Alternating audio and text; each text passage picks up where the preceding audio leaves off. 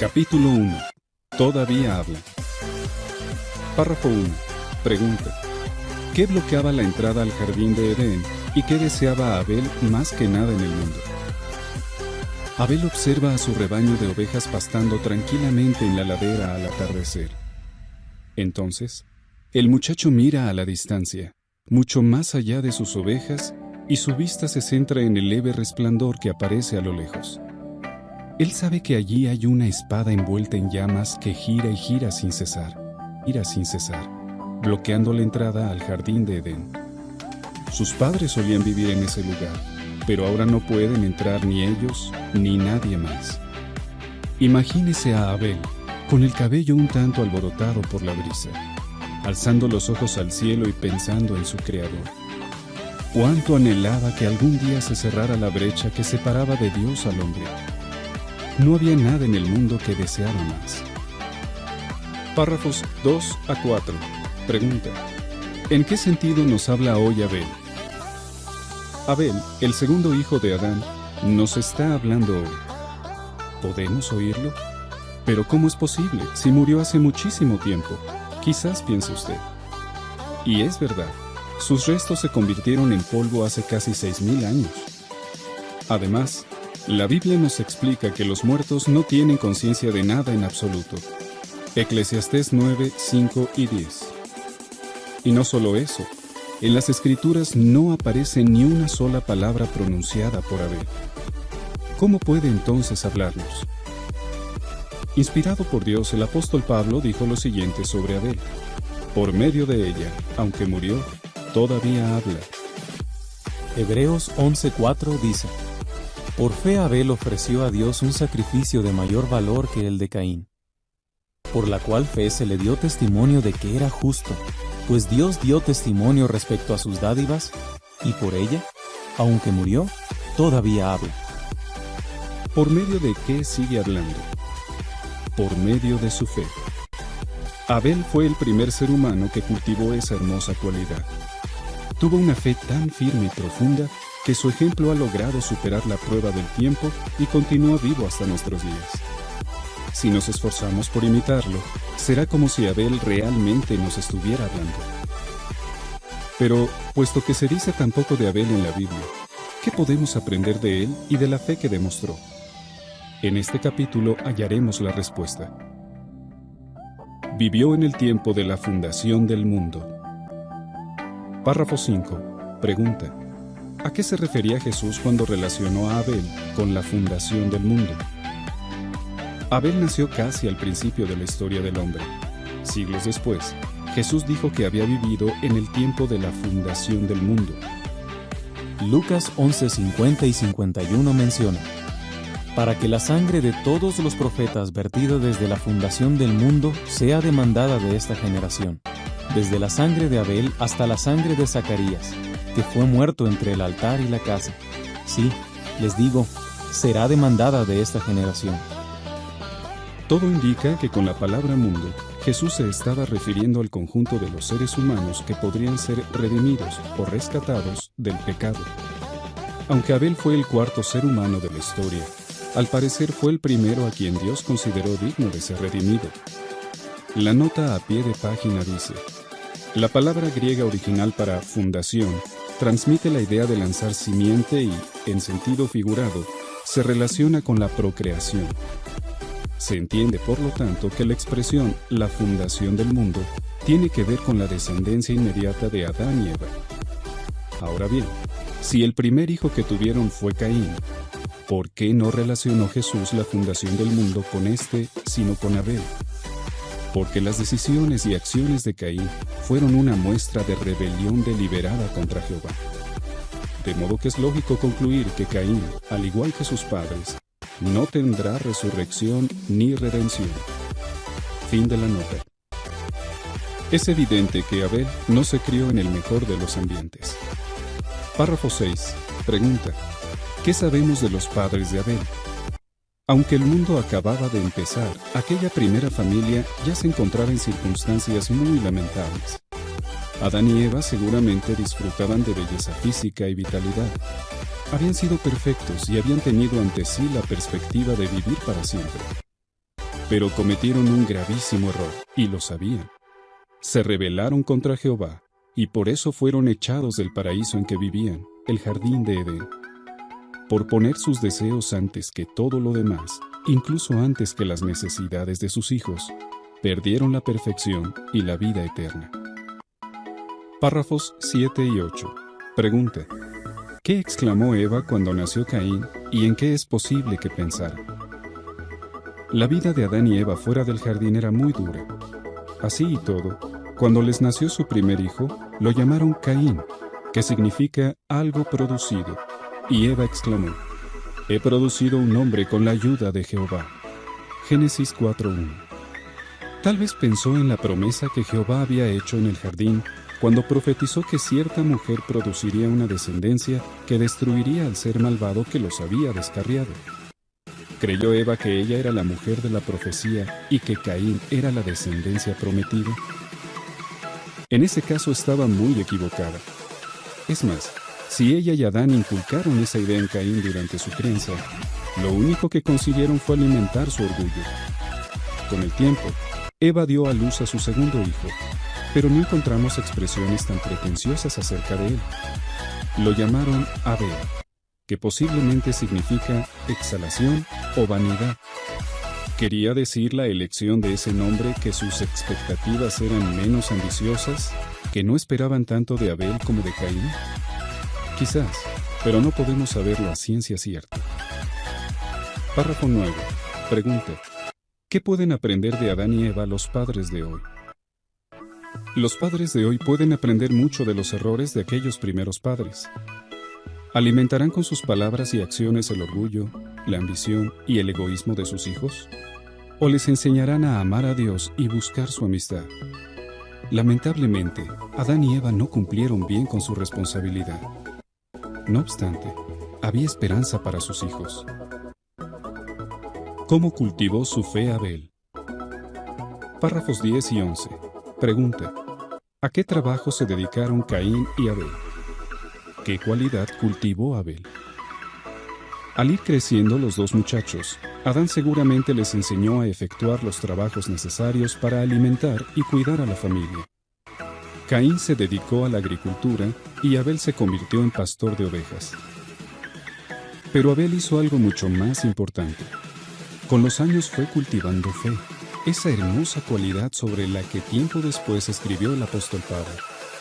¿Cómo consiguió tener fe en Jehová si no la veía en ningún otro ser humano? Es muy posible que su fe se asentara en las tres sólidas bases que analizaremos a continuación. Párrafos 12 y 13. Pregunta: ¿cómo pudo la creación de Jehová ayudar a Abel a cultivar fe? La creación de Jehová. Es cierto que Dios había pronunciado una maldición contra el suelo, el cual produciría espinos y cardos y sería muy difícil de cultivar.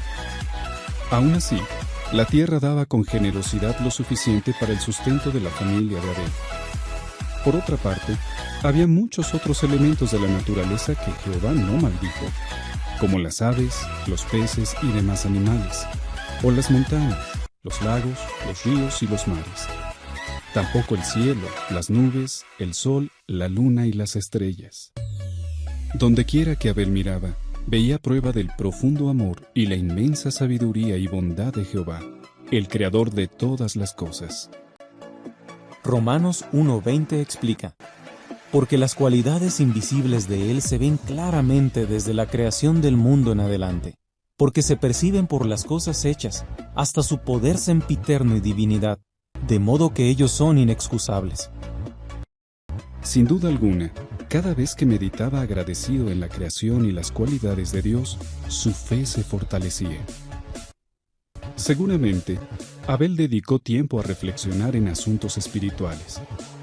Y es muy posible que lo hiciera, por ejemplo, mientras cuidaba de su rebaño. Su vida como pastor le exigía caminar mucho. Tenía que conducir a sus mansas ovejas por montañas y valles, a través de ríos y arroyos, siempre buscando la hierba más verde, el agua más fresca y los mejores lugares donde refugiarse para descansar. Las ovejas parecían ser las más indefensas de todos los animales, como si hubiesen sido creadas con la necesidad de que el hombre las guiara y protegiera.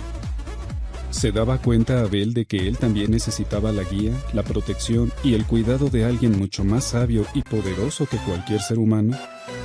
Con toda probabilidad, en sus oraciones incluía reflexiones de este tipo, y, como resultado, su fe siguió aumentando. Párrafos 14 y 15. Pregunta: ¿en qué promesas de Jehová debió meditar Abel? Las promesas de Jehová. Adán y Eva tuvieron que haberles contado a sus hijos lo que ocurrió en el jardín de Edén y por qué fueron expulsados de allí. Así que Abel tenía mucho en qué meditar. Jehová dijo que el suelo estaría maldecido, y Abel podía ver claramente el cumplimiento de esas palabras en los espinos y cardos que crecían por todas partes.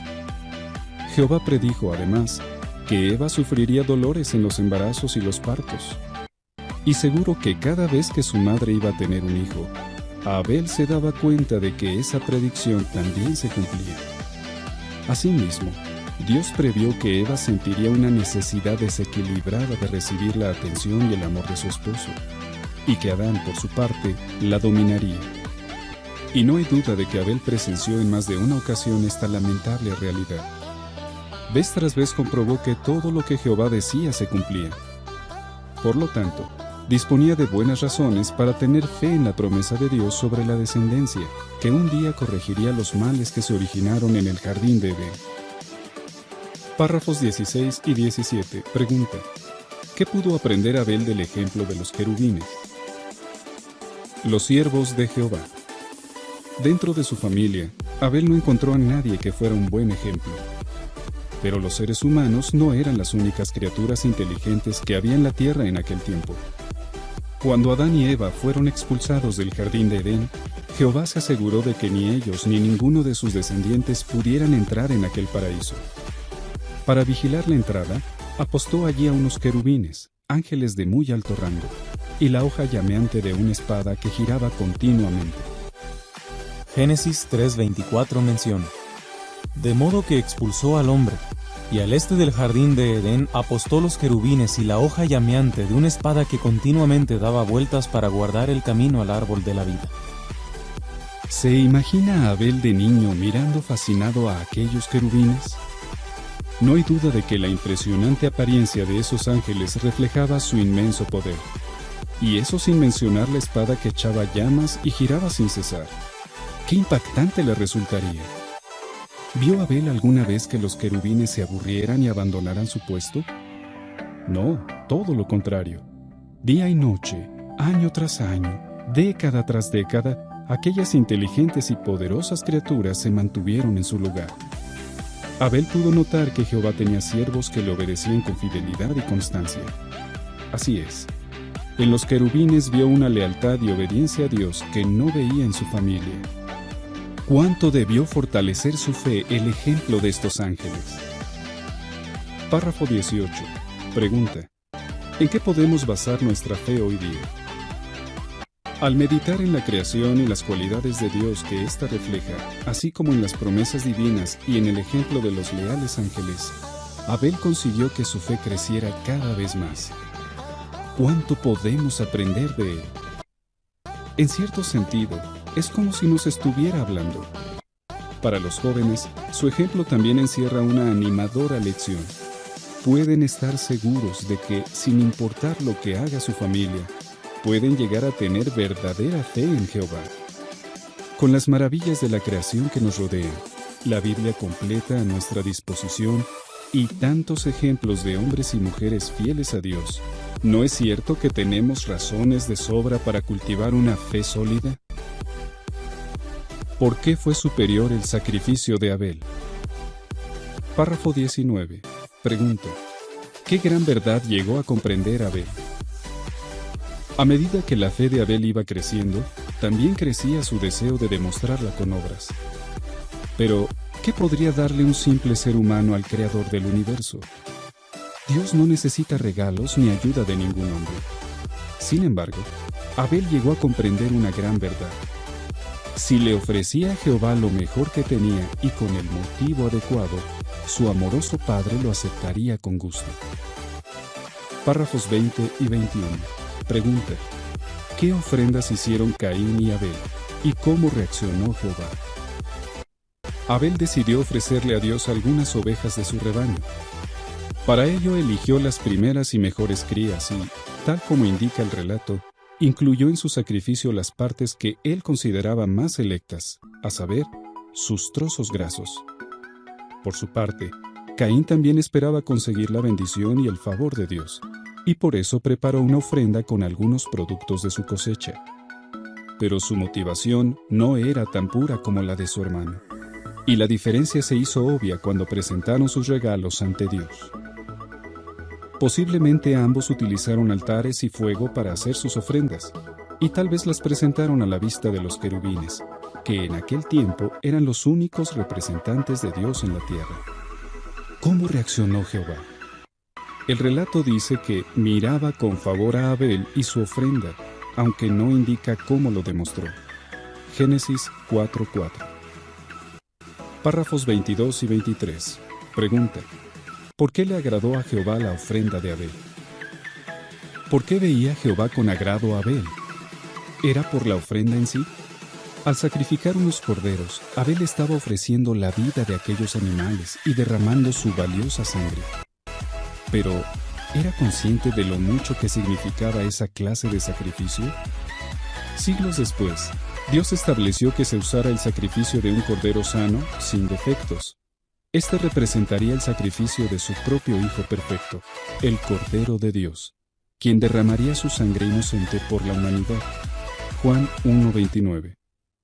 Aunque es obvio que Abel desconocía todos esos detalles, sí es posible que comprendiera hasta cierto grado el valor que tenía la sangre de un ser vivo. Una cosa sí es segura: ofreció lo mejor que tenía. Jehová no solo aprobó la ofrenda, sino también al hombre que la presentó, pues se la dio motivado por el amor que sentía y la fe que había depositado en él. Párrafo 24. Pregunta A: ¿por qué la ofrenda de Caín en sí no era el problema? Pregunta B: ¿en qué se parece mucha gente a Caín? El caso de su hermano fue muy distinto. Jehová no miraba con ningún favor a Caín ni su ofrenda. Génesis 4:5. No es que la clase de ofrenda fuera inadecuada, pues siglos después la ley de Moisés permitiría ofrecer a Jehová productos de la tierra. El problema era Caín mismo, ya que la Biblia dice que sus propias obras eran inicuas. Primera de Juan 3:12 dice: no como Caín, que se originó del inicuo y degolló a su hermano. ¿Y por qué causa lo degolló? Porque sus propias obras eran inicuas, pero las de su hermano eran justas. Tal como les ocurre a muchas personas hoy, parece que Caín pensaba que bastaría con una muestra superficial de devoción. Pero su reacción pronto demostraría que en realidad no tenía fe en Jehová ni sentía amor por él. Párrafos 25 y 26. Pregunta: ¿qué le advirtió Dios a Caín, pero qué hizo él? Cuando Caín vio que no se había ganado el favor de Dios, ¿trató de aprender del ejemplo de su hermano? No, todo lo contrario. Hervía de odio contra Abel. Jehová vio lo que estaba ocurriendo en su corazón y con mucha paciencia intentó hacerle entrar en razón. Le advirtió que, si seguía así, acabaría cometiendo un grave pecado, pero también le dijo que si cambiaba recibiría ensalzamiento, es decir, su aprobación. Lamentablemente, Caín no hizo caso de la advertencia divina. Invitó a su hermano menor a que lo acompañara al campo y éste aceptó confiado. Una vez allí, lo atacó y lo asesinó brutalmente. En cierto sentido, Abel llegó a ser el primero en sufrir persecución religiosa, el primer mártir que perdió la vida por su fe. Murió, es cierto, pero aquel no fue el final de su historia. Párrafo 27. Pregunta A: ¿por qué podemos estar seguros de que Abel resucitará en el paraíso? Pregunta B: ¿qué debemos hacer para conocer a Abel en persona? La Biblia dice que la sangre de Abel estaba clamando a Jehová, como si le estuviera suplicando que lo vengara, que hiciera justicia.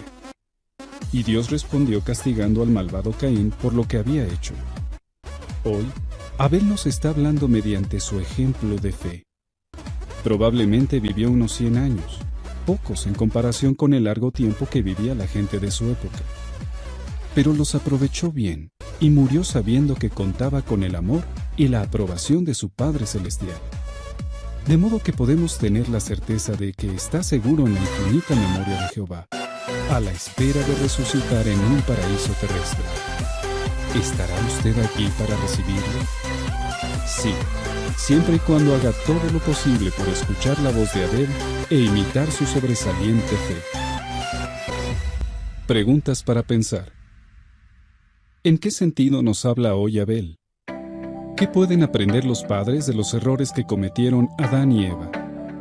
¿Cómo pudo Abel fortalecer su fe a través de la creación de Jehová, las promesas divinas y el ejemplo de los querubines? ¿Cómo podría usted imitar la fe de Abel?